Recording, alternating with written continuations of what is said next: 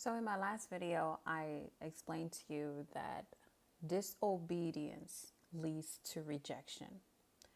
Yeah, we read from 1 Samuel 15, verse 22 to 23.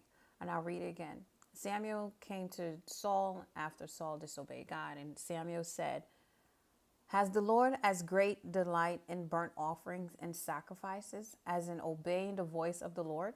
Behold, to obey is better than sacrifice, and to hearken than the fat of rams. For rebellion is as the sin of divination, and stubbornness is as iniquity and idolatry.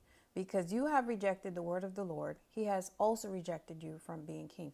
I was really curious as to what did they mean by "for rebellion is as the sin of divination." So I went on Chat GPT and I said, break down 1 Samuel 15, 22 to 23.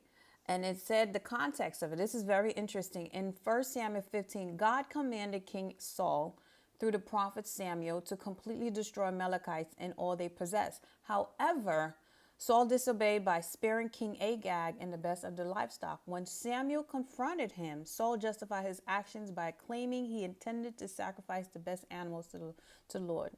So it breaks it down, and it's very interesting because in verse 22 it says, "Does the Lord delight in burnt offerings and sacrifices as much as in obeying the Lord?" And it breaks it down. It says the rhetorical question emphasizes that obedience to God's command is more important than ritual sacrificing. To obey is better than sacrifice, and to heed is better than the fat of rams.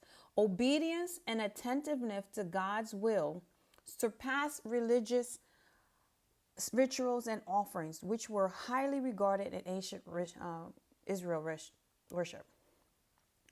This is the verse that really I wanted to know about. Verse 23, it says, "For rebellion is like the sin of divination, and arrogance like the evil of idolatry." What ChatGPT does, it uses the NIV version. The one I read to you is from the RSV version. So I have the hard copy, and this is just based off NIV. So this is the verse that I want to talk to you about. "For rebellion is like the sin of divination, and arrogance like the evil of idolatry." So it breaks down rebellion. Disobeying God is equated with serious sins like divination, seeking knowledge of the future through supernatural means, and idolatry, worshiping false gods. And it breaks down arrogance, considering oneself above God's command, is likened to the evil of idol worship, highlighting the severity of such pride.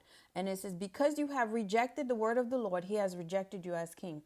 Saul's disobedience resulted in God's rejecting him as king, underscoring the consequence of failing to follow divine instruction. And it goes around and says key takeaways: obedience over ritual. The passage stresses that God values obedience and adherence to his commands more than ritualistic sacrifices and offering. Number two, severity of rebellion and arrogance. Disobedience and pride are treated as grave sins comparable to divination and idolatry, showing the seriousness of not following God's will. Number three, consequences of disobedience. Saul's rejection as king illustrates that failing to obey God's command can lead to severe consequences, including the loss of divine favor and position. Oh my goodness. And this is the last one. The passage teaches that true worship and relationship with God are grounded in obedience and humility rather than mere outward rituals. What does this mean, Barbara? What this means is that you are to follow God's command. God has a perfect plan for your life. You know, you read 29, Jeremiah 29:11. "For I know the plans that I have told you," says Lord, plans to prosper you, to give you a future and a hope. So if God has a plan to prosper you, to give you a future and a hope, and you're not following that plan, that means you think you know better than God. That means you think you're the one who's going to lead you on the path that you deserve, you want. You're making your own, you are making yourself a God. You are making yourself a God, and you're saying, "I know better." But God's plans are better than yours. So when you learn who God is and how good God is, you're like, you have no problem following God's command. When you don't know God's plan, that's when you rebel. That's when you say, "Okay, I'm going to lead this march, and I'm going to do what's best for me," even though you don't know what's best for you because you don't know the future. God knows the future. God knows what's going to happen. And so one of the ways I've learned to surrender to God and submit to God is because I accept that, "God, you know what's best for me.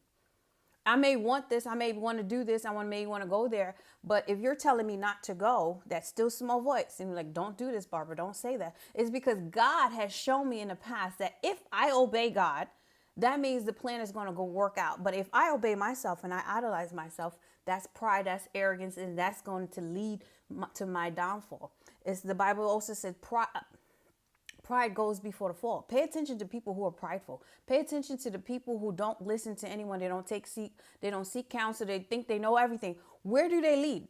Those narcissistic people you deal with, that's what it is. People run away from people like that. They're like, no, this person's arrogant. They don't listen to it. It's hard to talk to them because you can't get any words out of them. It's just a wasted time. So you avoid those people and eventually you see them fall. So God is giving us the option to say, do you want to follow my plans and my purpose for you, or do you want to follow yours? Because if you follow my plan, it leads you to joy. It leads you to peace. It leads to fullness of life. But if you follow your plan, guess what? It's going to lead you to your downfall. That's why Saul was rejected, because Saul was following his own plan. God told him what to do, but he was following his own plan. And where did it lead him? He got rejected. So if you are in a position where you feel like as if your life is not moving in the direction that you wanted to, then ask yourself, am I following my plan or am I following God's plan? Because the answer is in your actions. Thanks for watching. Bye.